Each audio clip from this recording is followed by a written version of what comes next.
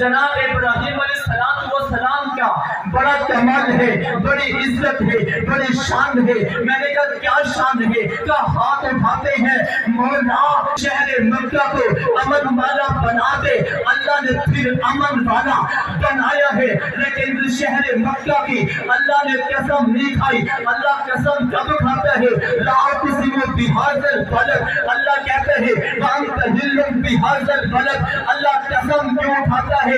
اللہ نے فرمایا زمانے کو بتانا چاہتا ہوں کہ شہر مکہ تھا تو عظمت والا، تھا تو مقام والا، لیکن شہر مکہ کی میں نے آج تک قسم نہیں کھائی تھی۔ میں نے قسم اس وقت کھائی جب میرے محبوب کے قدموں کے تلوے لگے۔ میں نے قسم اٹھا کے دنیا والوں کو بتایا، دنیا والے جو عزت، جو شرف، جو قسمت پیغمبروں کی دعائیں سے نہیں ملتا، وہ میرے محبوب کے قدموں سے ملتا ہے۔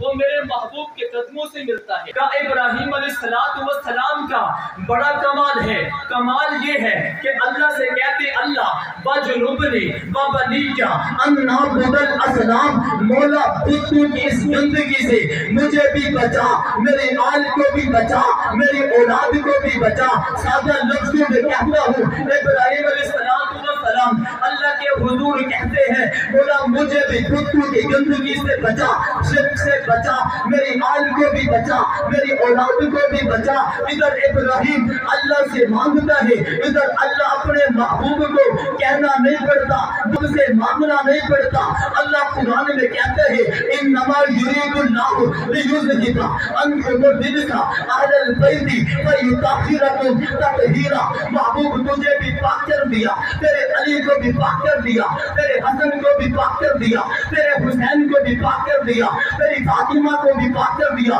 فَيُطَهِّرَكُمْ تَطْهِيرًا۔ محبوب مجھے ایسا پاک کیا ہے قیامت تک جو تیرا نام لیتا جائے گا میں اسے بھی پاک کرتا جاؤں گا۔